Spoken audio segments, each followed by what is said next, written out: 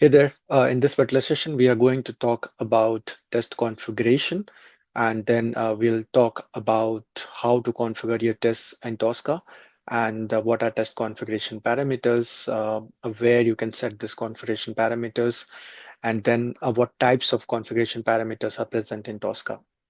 But first, let's try to understand what is test configuration, and then why do you need it? So in any automation framework or any automation tool you're using, if you're building some automation tests, then you want to run that automation tests multiple times with different set of values. For example, if you are running your tests in a particular environment, which has got a URL, right? And then you want to run the same test with a different URL the second time around.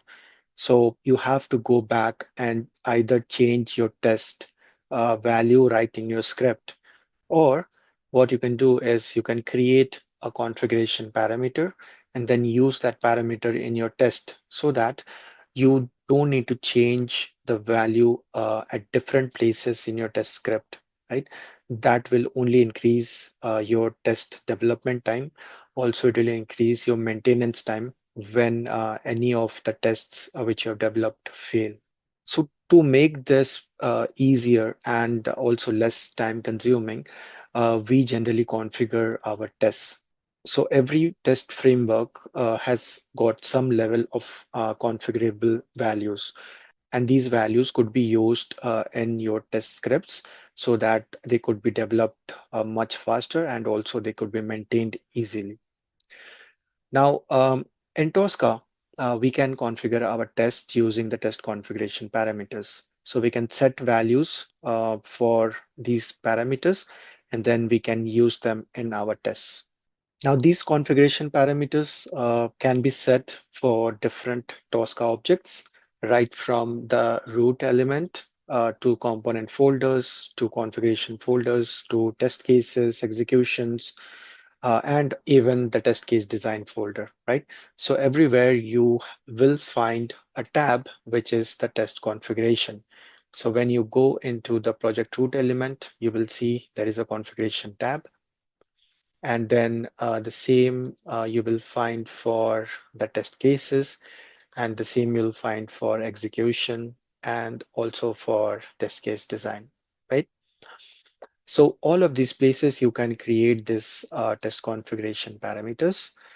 And then these configuration parameters, some of them are defined by the system, which is Tosca, and others you can define on your own. You can create your own custom configuration values, which you want to use in your test cases. So now let's talk about what are these test configuration parameters and what are the types of test configuration parameters which are available in Tosca, and how can you use them to create different parameters which can be used at different places in your test scripts. Now, although there are a lot of test configuration parameters and the whole list is available on the Tosca support documentation, but I've listed down some of the important ones which you might come across while you are doing script development. Now, these are also divided across different engines like the X browser engine, the T-Box engine, and the mobile engine. And depending on which type of test cases you are creating, you'll be using these parameters, right? So generally for web applications, we will be using the X browser engine. And the most common type of parameter we will use is the browser parameter. Now, this browser parameter has got some default browser values which you can use.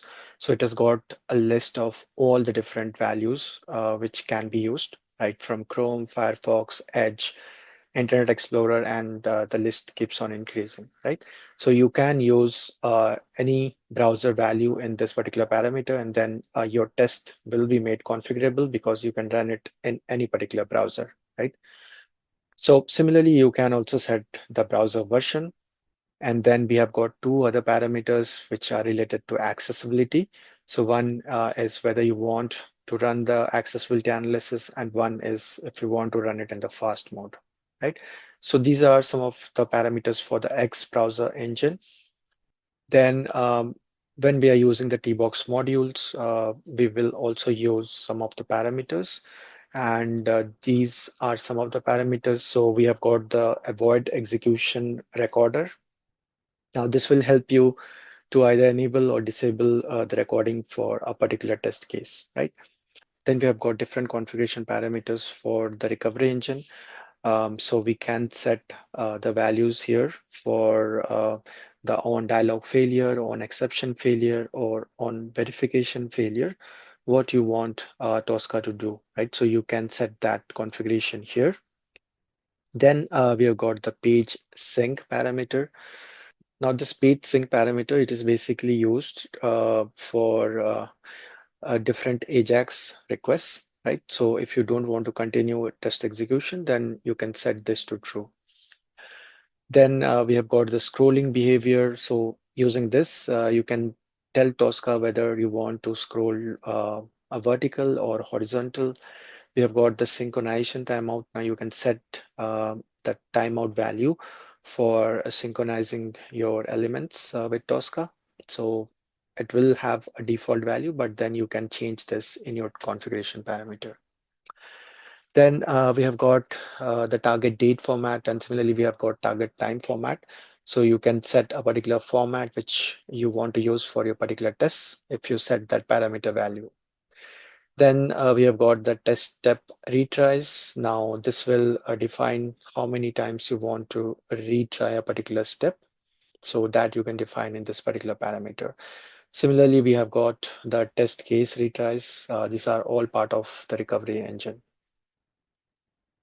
Then we have got some parameters which are specific to the mobile engine, and this will be separately covered in the mobile sessions. But we have got the APM server, we can set the browser, we can set the device model, device name.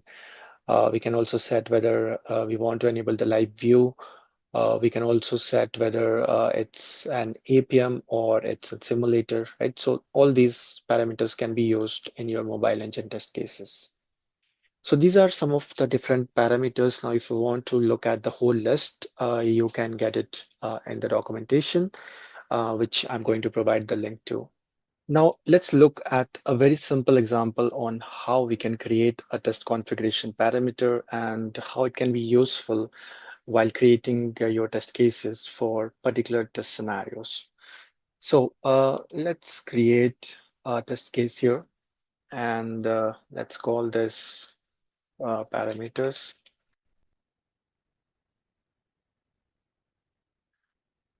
So here I'm just picking up an example, this particular website, right? So what I'm going to do is I am going to add a test step here, and then we'll say navigate, or we'll say open URL. Okay, and then I'm going to enter the URL here. So it is going to open this particular website using this particular test case. Okay, and then we want to enter the username and password, right? So let's go ahead and scan this quickly. Okay, so here I just need the username, password, and the login button. I've already checked all these three are unique, so I don't need to make any changes here. I'll just go ahead and save this, and I'm going to close it. Okay, so this is the module which you can see here, and now we can go and drag it here. We can add it to our test case. So this is our second step, and this is our login step, right? So here we can use the username.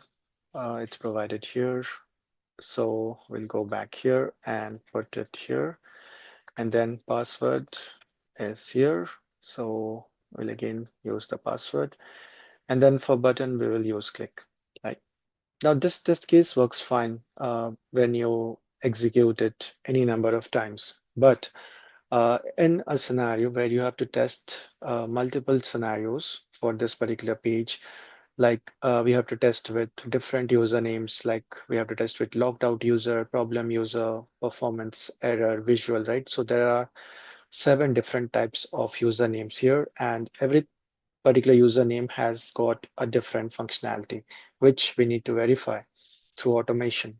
So basically, you need to run this test for 7 different test scenarios, right? Or you need to run this 7 times with different values. Now, one way is you can create different tests, like you can create 7 tests which has got different usernames, but then you need to execute it separately and also you need to maintain them separately, right? So the creation or the development time is more and the maintenance time is also more. And to reduce this, we can use configuration parameters, right? So we can use the configuration parameter for username. Probably we don't need it for password because this is not changing, but we can still have it. And then for URL, if we want to test this particular test case in different environments, like if this is the test environment, we can have multiple test environments, right? So the URLs might be changing. URL is probably also test configuration parameter. So all of these are different examples of test configuration parameter. So instead of using static values in your test steps, you should be using parameters wherever you think that these values could change, or you could run them with different values. So the other parameter which you can create is for a browser, because you need to first launch a browser. After that, only you can open any particular URL. So the most important configuration parameter for your web test is the browser, right? So now let's look at how we can create a test configuration parameter at a test case level. It is almost the same at any particular level. Okay, so you have to go into the test configuration tab from the details tab. And from here, we need to right click on the main test case. There you will find an option to create a test configuration parameter. So once you do this, you will see there is a drop down for the parameter. So you can choose the default parameters here, which are defined by Tosca, or you can choose your own, or you can define your own parameter, right? So here I'm going to choose the browser parameter. And then once you choose that, you will see a drop down of values with all the different browsers, right? So I can choose any browser here. I will go with the Chrome browser. So that's one test configuration parameter which we just defined for this particular test case. Similarly, we can create for username.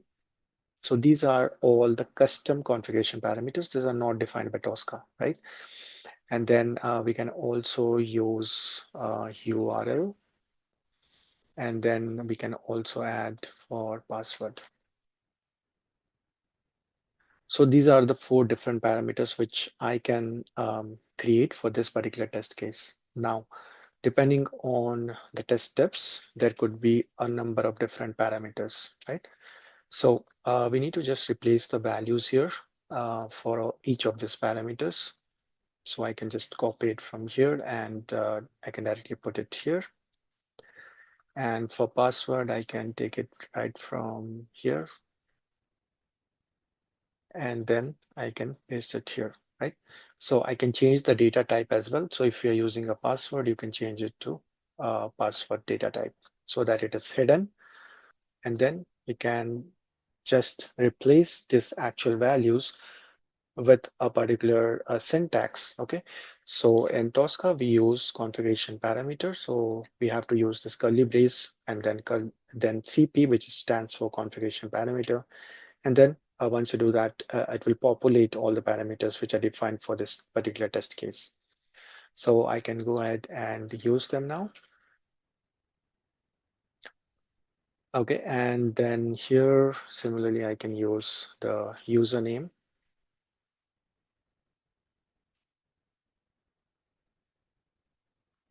And for password, I can change the data type to string, and then I can use password.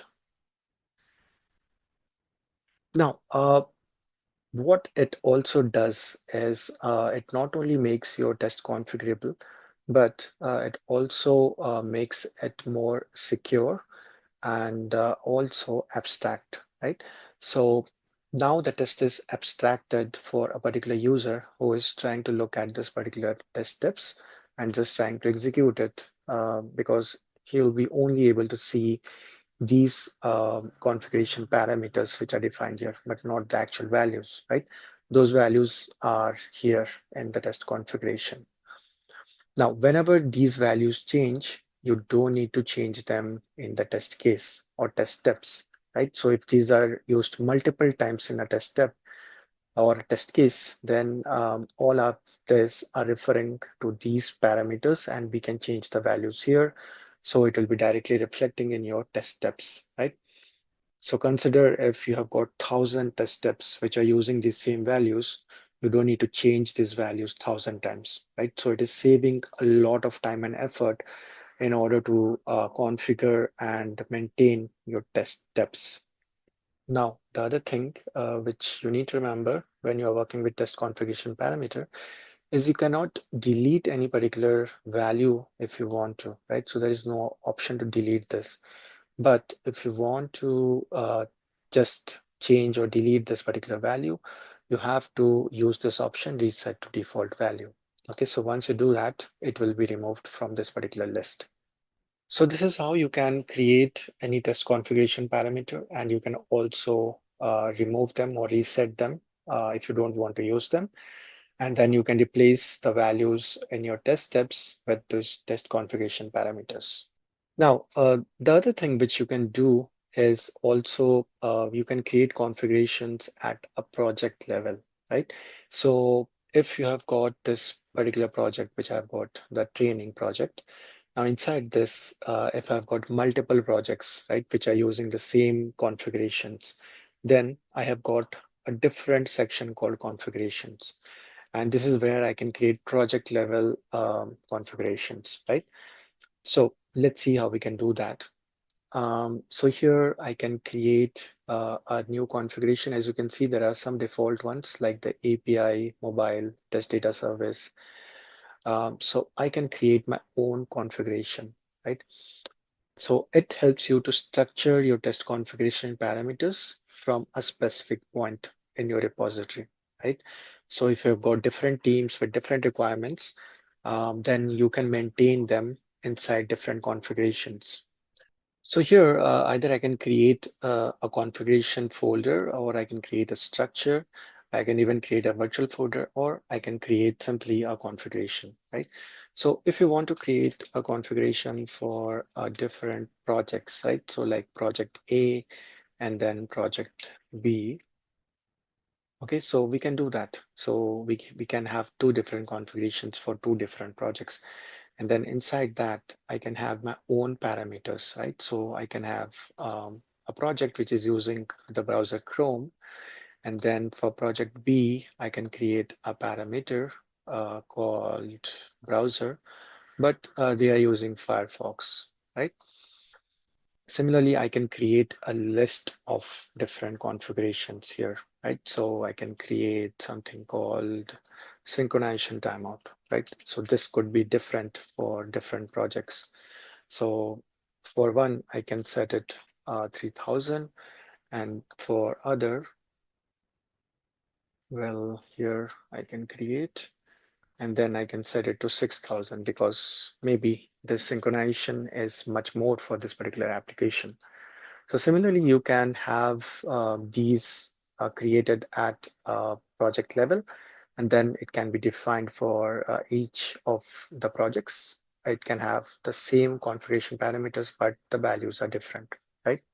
So these are basically used to structure your test configuration parameters from a specific point.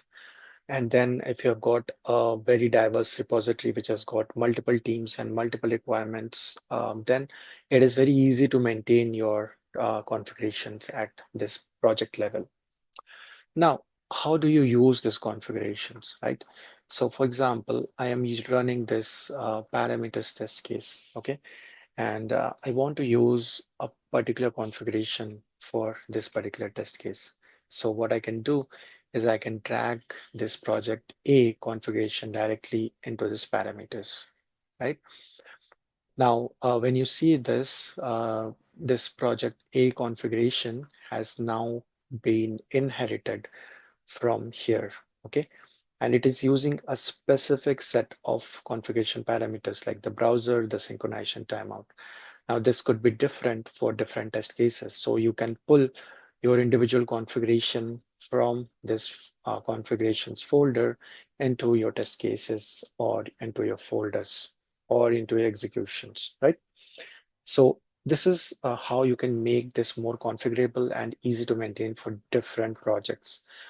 Now, the other thing which you can also do is if you are an admin and if you don't want the other team members to change this project level configurations, then you can set it to read only, right? So if you go into any particular configuration like this project A, you go into the properties and then you have to just change this predefined value to true. Okay, so once you do that, this will be read only configuration. It cannot be changed or it cannot be deleted. It can be inherited, but it cannot be modified. Okay. So now, once we have defined this predefined property to true, if we go ahead and use this in a particular test case, right? So if I pull this again into this particular test case, which is parameters, you will see that even if I go ahead and change this, right? So here it is set to Chrome. And if I go into my test case, it is set to Firefox or Edge, right? I can change it here, okay, and I can maybe save it, but it's not going to change the original configuration, right? So it will reflect it in my test case, so I can modify it and I can run my test case, but it is not going to change it in the original configuration, right? So that's the point of setting this predefined to true, so that nobody can change the original configuration, which is set at a project level, right? They can change their individual test case, but then it will only be applied in that particular test case, not in other test cases. So that way, the maintenance becomes easier because you can maintain it at one place and you can have your own structure, and then the changes across test cases will not reflect directly at this level. So this can be logged down to just admins and they can only manage these configurations which are at a project level. So this is all about configurations. What are the different test configuration parameters which are available in Tosca, how you can create them, how you can use them, how you can create configurations at a project level, and then how you can maintain them across different projects or teams.